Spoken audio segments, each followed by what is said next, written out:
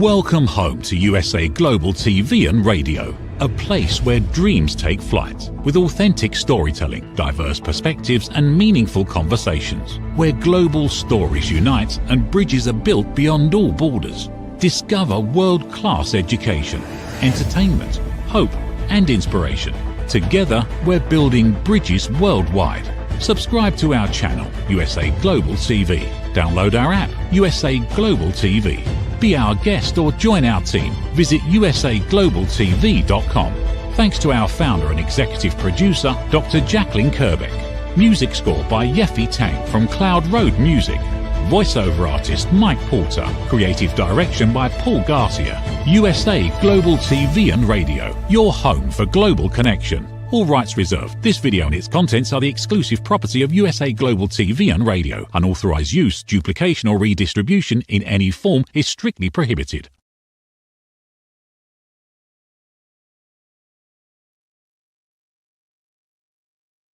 Hello and welcome to this episode of A Woman's Prerogative, where we provide high-class education for all our viewers. We also encourage followers to have access to free content that will help them in their journey on Earth. This episode is about the most pressing issues that women face today. So it's in collaboration with E360, and we are viewed, USA Global TV and Radio is viewed by over 106,000 viewers on YouTube, and I invite you to subscribe. We can be watched on LinkedIn, Facebook, and Instagram. We are broadcasts in over 60 countries and in over 10,000 live stream shows. This show is co-hosted by myself and the wonderful Dr. Jacalyn KERBECK, founder of this station and producer. She teaches elevated listening and is an Amazon best-selling author. She was awarded the Silver Creator YouTube Award in 2025 and is Ambassador for Peace. As for myself, I am Reverend Lydia and Dr, Master in Metaphysics, registered nurse, holistic nurse, speaker, elevated listener, and world-known author for my books, 111 Reflections for Thy Earth Odyssey. I am a spiritual teacher who works on personal transformation, introspection, mindfulness, and compassionate self-discovery. I invite my readers to engage in life through curiosity, clarity, and sense of sacred connection through my programs. You can contact me to register to my groups to achieve an exciting spiritual journey. I will let Dr. Jacalyn KERBECK introduce herself. You will be quite amazed. She is extraordinary, and I really care for her very much. So here, Dr. KERBECK. Hello, and thank you, Reverend. Thank you for having me today. I really appreciate it, especially this topic. And what I want to announce, something that I am really so excited about as a business owner, is that we are celebrating 4 years today as USA Global TV and Radio. We went from Rapping with Dr. Jacalyn and 1 radio show to broadcasting in 3 languages in over 60 countries. So thank you to you, Reverend, and to everyone who has been on this journey with us. This is pretty amazing. That is 4 years. We still have pretty much everyone except some departures, very little departures. And we know that we will have additions to this wonderful family that we have together, because we are a family. We do not work together. We are a family. That is what is wonderful with USA Global TV and Radio. Well, I am just excited because what we have built together collectively, everyone who has come through these doors, whether they're here or not, they played a role. And I just want to thank everyone. And thank you for allowing me to introduce myself. I have just a couple of quick announcements. I have a new book coming out, which I'm really excited about. It's called Stop Giving Away Your Value, Boundaries, Pricing, and the Business of Respect. And you know what, Reverend, I think today during our show, we'll discuss this because especially as women, we really do give away our value because we undervalue ourselves, or we have a place of fear that we come from, that people won't like us, or you and I as ambassadors for peace, we want to help everyone, but we can't help everyone without helping ourselves, and we have to set boundaries. So thank you for that. And let's get into the topic. I'm excited. Yes, this is wonderful. I love the topic, actually. So I do that is it. So as your experience, because we have talked about your experience when you became a doctor. When you became a doctor, you were working with only males, and you had trouble being recognized because you really worked your way up, but the respect was not there. So, would you please explain how things were happening for you, even if you won like everyone, you became a doctor like everyone else, you did not steal your title? So, the thing is that please let us know how you did that and how you lived through that. Thank you. I absolutely will. I started my doctoral journey, I think in 2006, and I graduated in 2011. And at the time, I was working my full-time career. I was traveling the world and selling loyalty programs. And long story short, my dream was to be Dr. KERBECK. That was something that I always wanted to be. And so when I graduated as Dr. KERBECK, I was told by the people in my organization that you're either a salesperson or you're an academic. You can't be both. And I tried to explain that with what it was we were doing, to have someone with a background as an academic, that added more credibility. But I was told, no, that's not the way that it's going to be. So when I first started this journey into media and I had a radio show, I started calling myself Dr. Jacalyn. And one of my mentors said, you need to trademark that, to register it. And so I finally got my dream, even though it took a completely different career, because I just wasn't being respected for what I had accomplished. And as you know, on your doctoral journey, it is a lot of money and it is a lot of time. And even today, I'm in a course at Wharton called the Chief Strategy Officer Program. It's hours and hours of work and research. And so I don't even get the respect today about that. What I get from people is, at your age of 62, why are you back in school? And meanwhile, I can't even tell you what I've learned just in the last 2 weeks of this program. It's really been life-changing. Wow, that's so interesting. And the thing is that it's difficult to accept, actually, that we do all those efforts and people just minimize what we are doing because we are women. And the thing is that they say it is, well, we cannot mix this and that and corporate and sales. But the thing, if it had been a man, there's a good chance that he would have had his doctor manager license anytime. The thing is that, but being Dr. Jacalyn KERBECK, saleswoman, was not for them because they were not doctors themselves. And we know that. And the thing is that, it is very difficult for men to acknowledge a woman that actually has a title that will differentiate her from the group.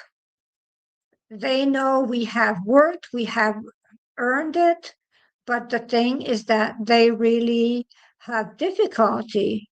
Just you see, I am a reverend, and the thing is that when my spouse actually introduces me and he says my wife is a reverend, they say, "What?" So it is the answer that they give. People say, "What? She is a reverend?" So they are so surprised because I guess I do not look like a reverend. But the thing is that, Reverend actually looks like a man, it seems. They do not think it looks like a person like me.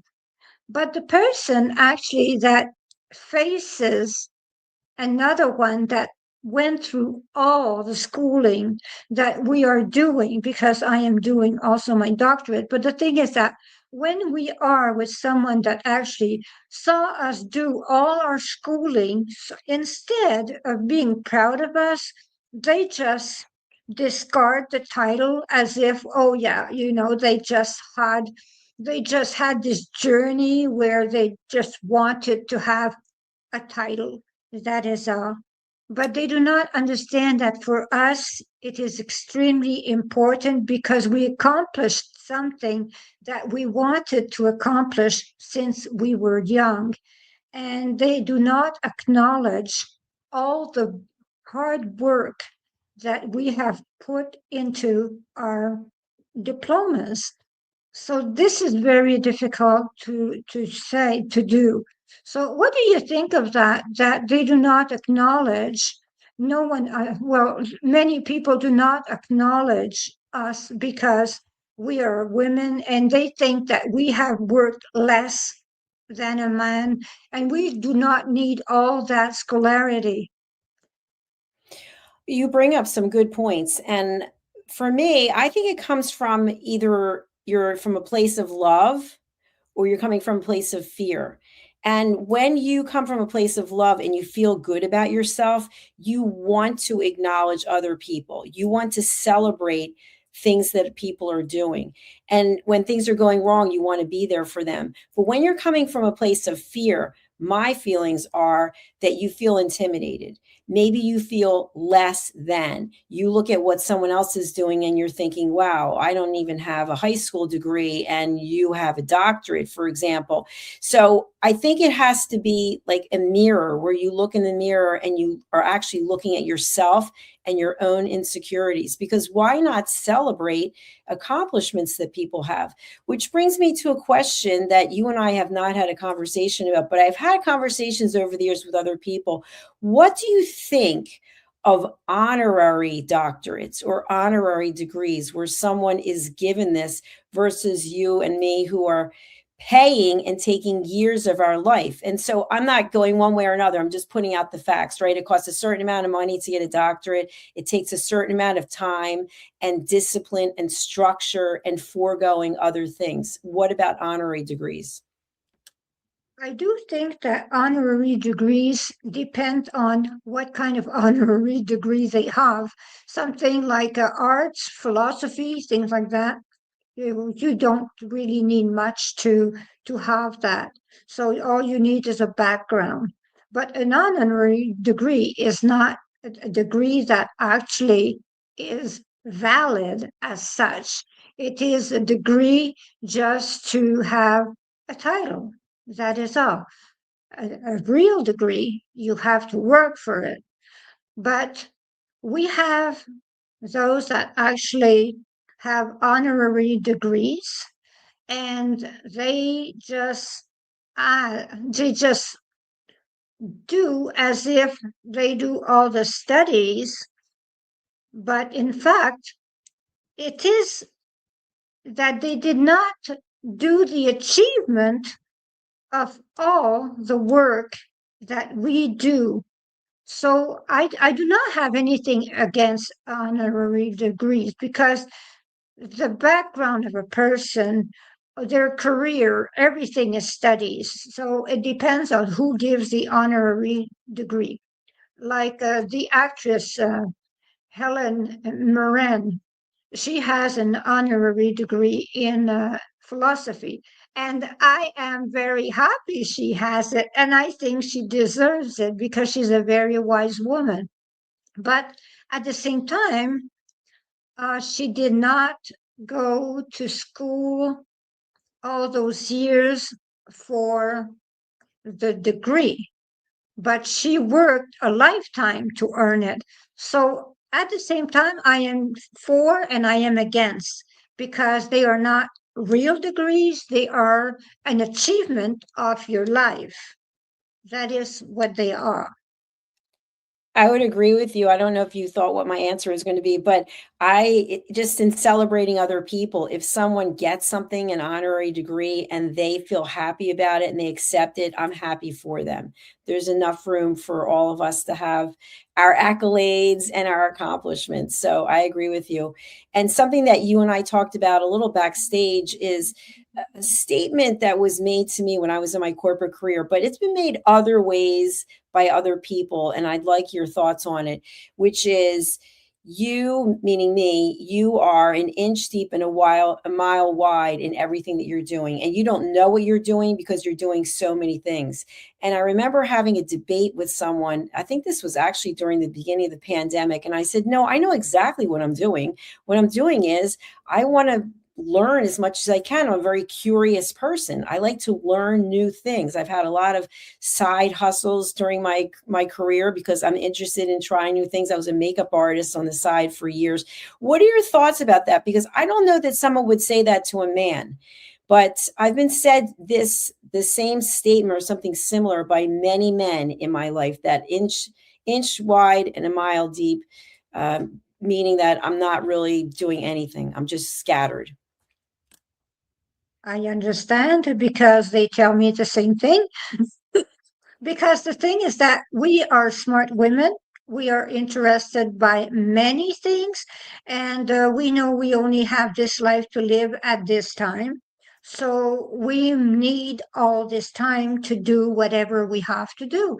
And as I was telling my grandson Liam, he says, Mommy, you're still in school.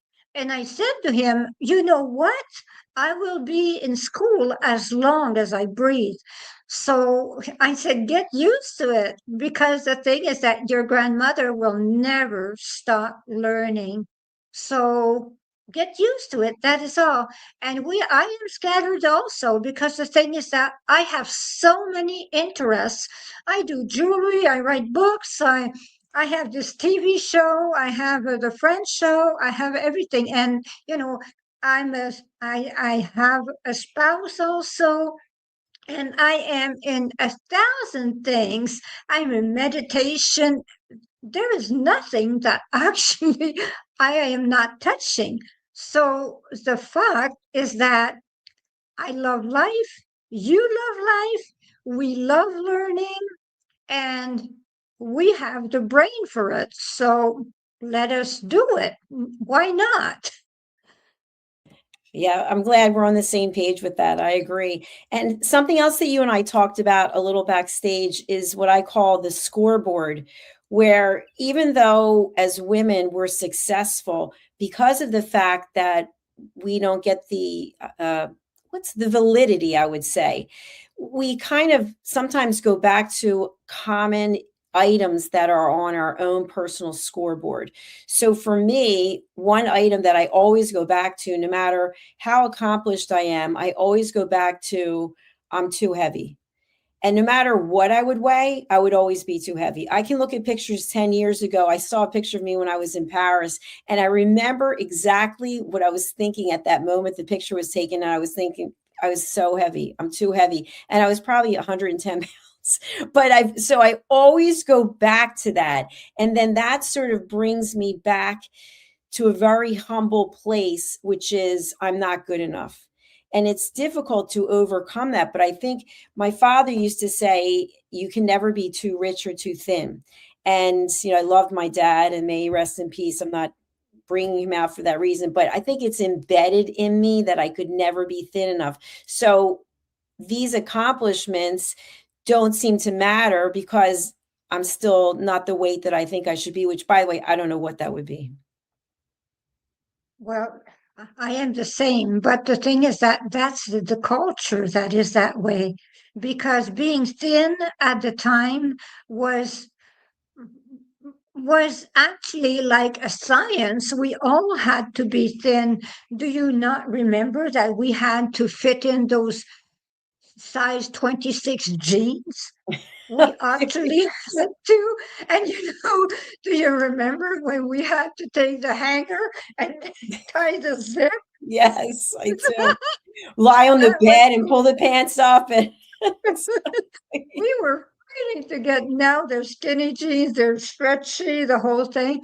So we had to do things to actually look good all the time. And men liked thin women, but nowadays there is a change. There is a drastic change. Men are not attracted to thin women anymore. They are like you and I, we actually are not really the ideal weight because we are so small. That is that now we have these tall women, and they're athletic, the whole thing, and we are small. And I am only 5'3". So the thing is that if I'm 5'3", my granddaughter is 5'8", and she is not finished growing up. And she's athletic and she's beautiful. And we both are small, but we think we're not thin enough because of what we were told. Because we come from a time where Twiggy was so popular. That is the way it was. Yeah, and more great points that you bring up. It's interesting. I shared this on one of my own shows, but I go to something called Solid Core. And so there's a portion of the 50 minutes that's focused on your core. And I will not show my core. I will wear a very long top, or I'll, tie it at the side. And there are these women in there who have several roles sometimes, and they're just letting it all hang out. And I say, you know what? That's amazing. Good for, like, I love and admire how confident they are. So I do think you're right that things are changing. And by the way, when we think about some of the most pressing issues, the way that we've seen Hollywood, for example, and it's still the same in a lot of ways, especially with these new weight loss drugs, we see the A-list celebrities going to different events. And you and I had talked about this before. I don't watch those events, but I see clips on Instagram and wherever, and they all look absolutely perfect. Everything is perfect. And then some of them will do a behind the scenes and show you how much work goes into them looking like that, how many people are waiting on them, and the dieting and fitness and what had to go on beforehand, and maybe some medical procedures. So it's not exactly as it looks. And that's what they get paid for. That's their livelihood, is what they look like. So I think that the pressure that has been facing women about the way they look could be changing. But what are your thoughts about all these weight loss drugs that also have side effects on people?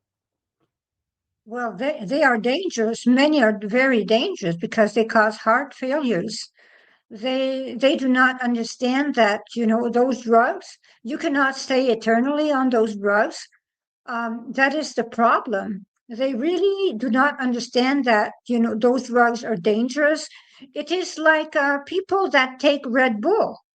That is extremely dangerous. It is equivalent like something like 20 coffees in one can of Red Bull.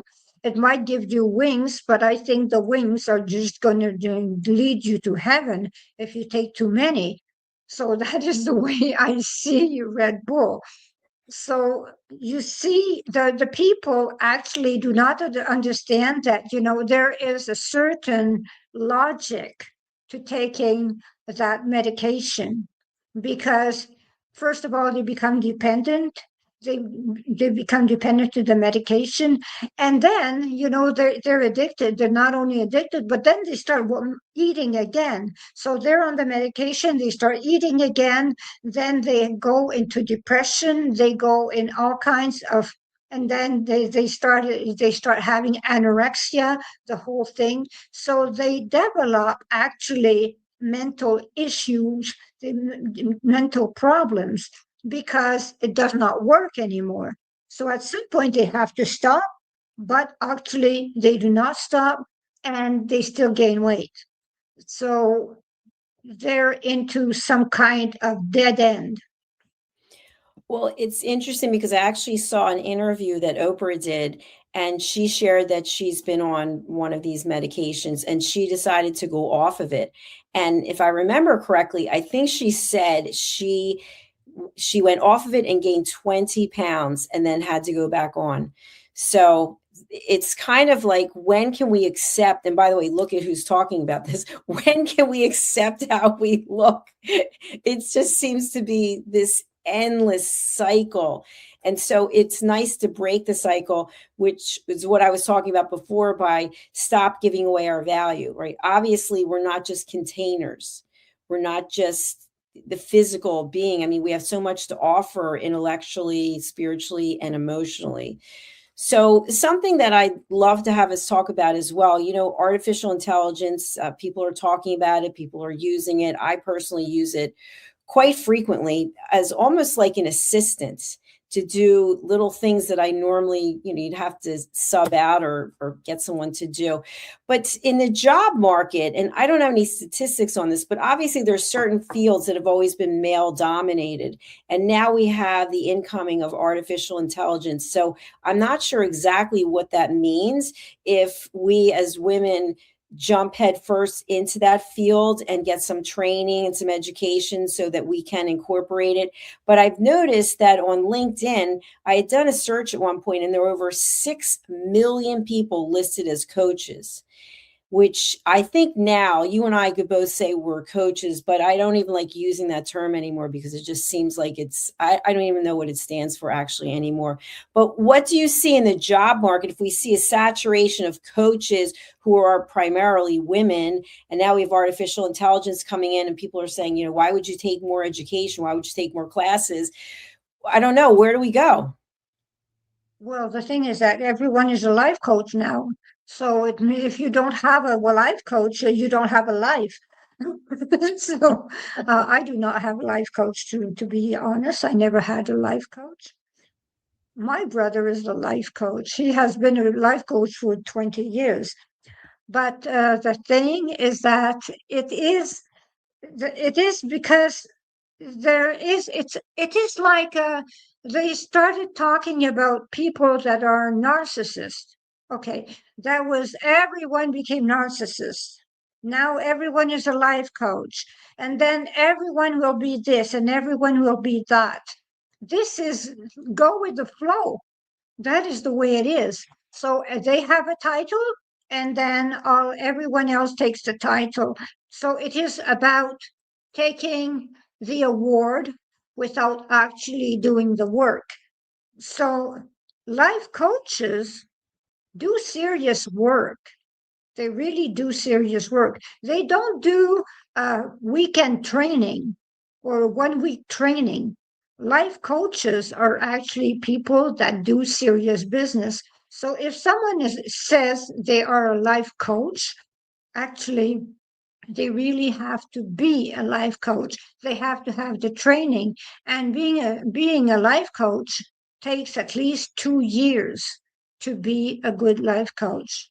And the thing is that you and I, we have helped people around the world. We have we have what we call is experience. We do have experience, but we never tell people what to do. We actually listen and give them feedback on what they are thinking. They take their own decisions. So that is a good life coach. A good life coach will not tell you what to do. A good life coach will actually listen to you and actually help you validate your own decision. That is the way it works. Absolutely. And I, in 2019, got my certification as a holistic life, career, and executive coach. And so what I have done is I do one-on-one coaching, I do group coaching, but I've also transitioned into another area, which I call private advisory, which is a completely different set of support. And to your point, as coaches, we don't give advice. We ask powerful questions to get people to think and get them to come up with their own answer. And I think what actually stops this from happening or blocks it from happening is people keep talking.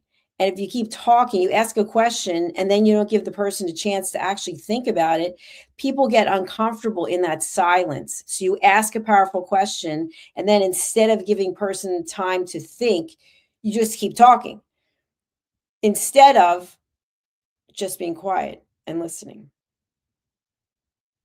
Yes, you're right. Because the thing is that when we work in psychiatry, that's what we do. We do actually. When we walk into a room and we want a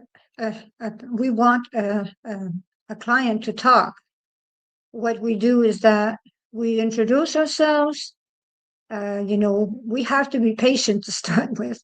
We introduce ourselves and I know that is my way of doing it. Does not mean all nurses are doing it that way.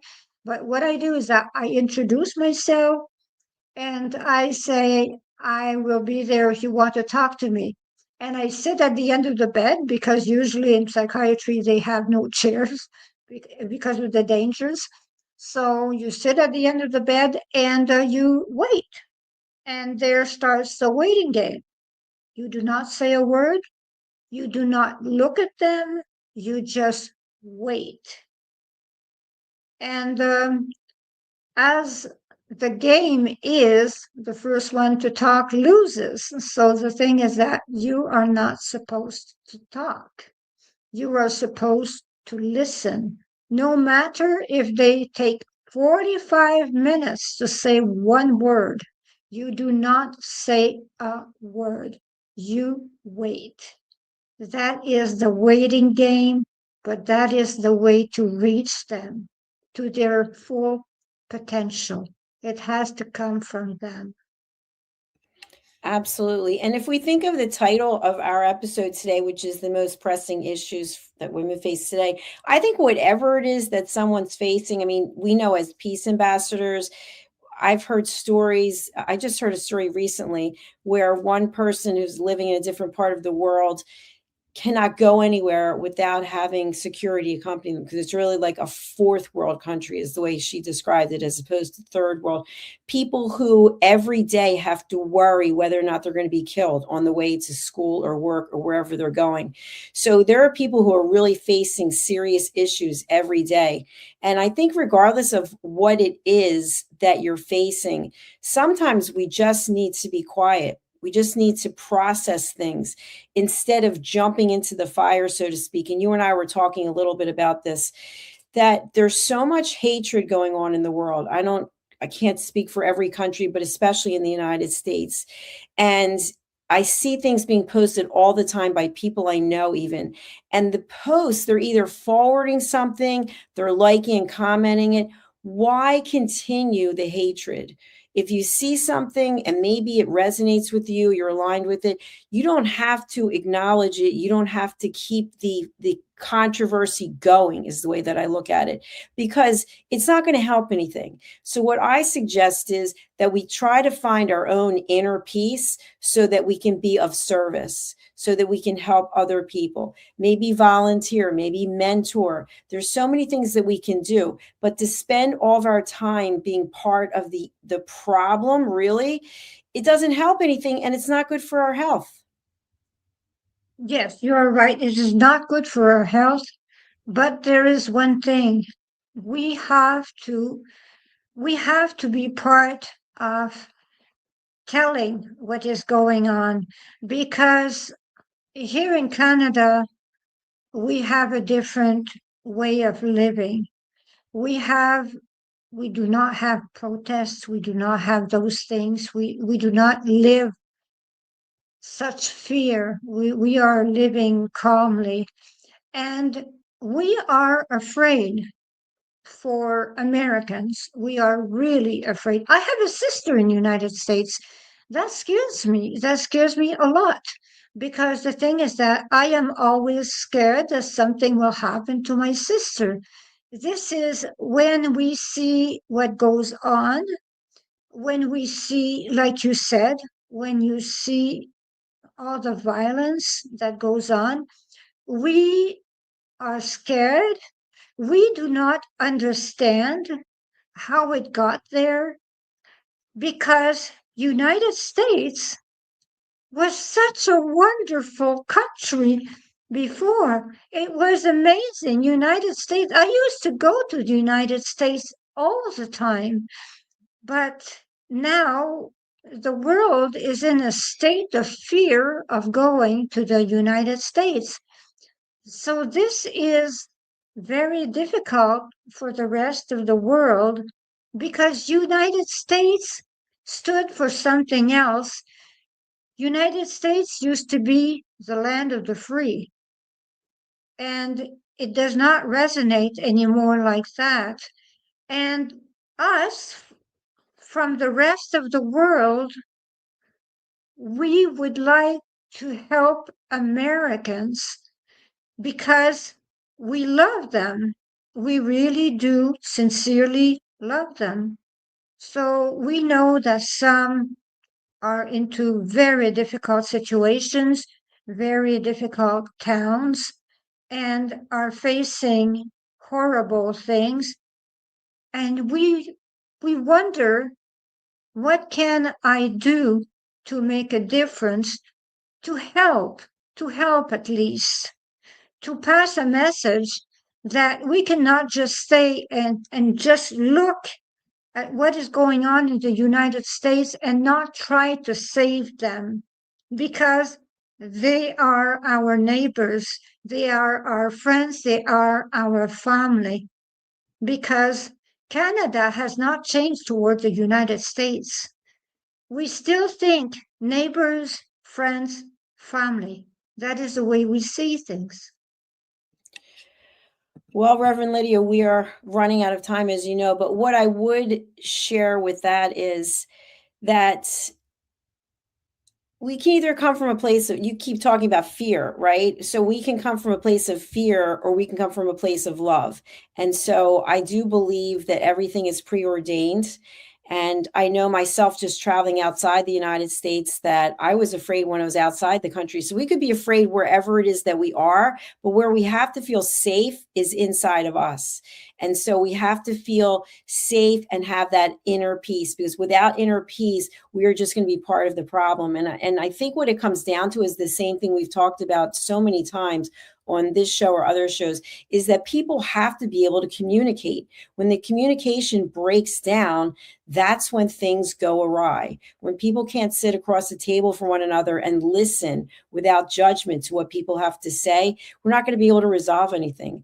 So they're just my opinions. And I try to stay out of politics. I don't like to get involved with politics, but I really want inner peace for everyone. And I think it's a choice that we can make. We can be peaceful, or we can show up angry and violent. And I don't see that working out too well, but that's just my opinion. Well, it's a good opinion. It is a very good opinion. I know that I go with humor also. I deal with humor. So the thing is that sometimes it has to be humorous, because there is no way. We have to have humor about the whole thing. So, well, thank you very much. And that was a really nice show. And I hope that next week it will be another good show also, like usual. And we had a very good time. So you can join me at 1514-582-6882 as country manager for Canada and French countries. You can join me if you want to be part of USA Global TV and radio. So I wish you goodbye, and nice to have had you see us this week. Namaste. Is it true? Is it kind? Is it necessary? In a world quick to judge, one book dares to reveal the hidden cost of silence. Discover Holy but Harmful, The Silent Sin of Judgment, How Hidden Judgments Destroy Relationships and Damage Lives by Dr. Jacalyn KERBECK. The Amazon #1 bestseller that's transforming the way we understand ourselves and the way we see others. Pick up the companion workbook to uncover your own hidden judgments and learn how to break free from them. Available now on Amazon and at fine bookstores worldwide. Have you ever felt unheard? Like your words float into a void? leaving you invisible and disconnected? How about feeling judged, when assumptions overshadow your truth, leaving you misunderstood and defensive? And then there's that moment when someone offers solutions you never asked for, dismissing your feelings and leaving you more frustrated than before. It doesn't have to be this way. Dr. Jacalyn KERBECK, the listening mentor, understands. She's here to help you reclaim your voice, build stronger connections, and create meaningful conversations that inspire understanding and mutual respect. Through her groundbreaking books, online and in-person courses, and interactive workshops, you'll learn how to navigate life's most challenging interactions. Discover the power of elevated listening and transform how you communicate. Master setting boundaries and asking permission to protect your peace. Learn to recognize and release judgment, fostering empathy and true connection. Dr. KERBECK also offers personalized coaching, one-on-one or group sessions designed to fit your unique needs. Whether in person or virtually on StreamYard, her guidance will empower you to thrive. You don't have to struggle alone. The path to deeper connections and better relationships start here. Visit drjacalyn.com or usaglobaltv.com. Join a global community of empowered listeners and transform your life, one meaningful conversation at a time. Dr. Jacalyn KERBECK is the listening mentor. Start your journey today. USA Global TV and Radio proudly presents Tracy Cram Perkins, a dementia caregiving survivor teaching how to balance care with peace of mind. #1 resource for dementia caregivers. It's the book Dementia Home Care: How to Prepare Before, During, and After.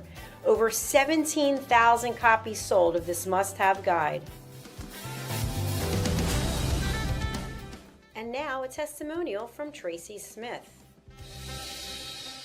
If I was to describe this book to someone who is going through a similar situation, I would underscore how important it is to have some sort of a tool or a guidebook to help you through certain stages. And there's so many, it's such an unknown topic to the average person. And to have this as a reference is essential. It's going to help you get through it personally, as well as help your loved one manage. To learn more, go to tracycramperkins.com. Tracy Cram Perkins is an award-winning author. She's also the host of Dementia Home Care television show.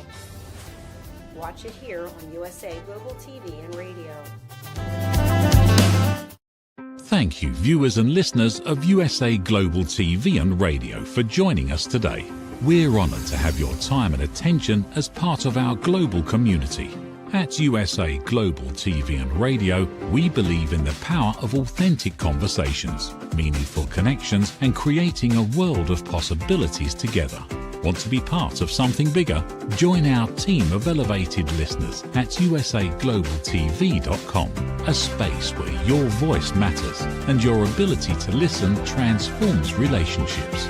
Stay connected with us across all our platforms for thought-provoking discussions, expert insights, and empowering stories.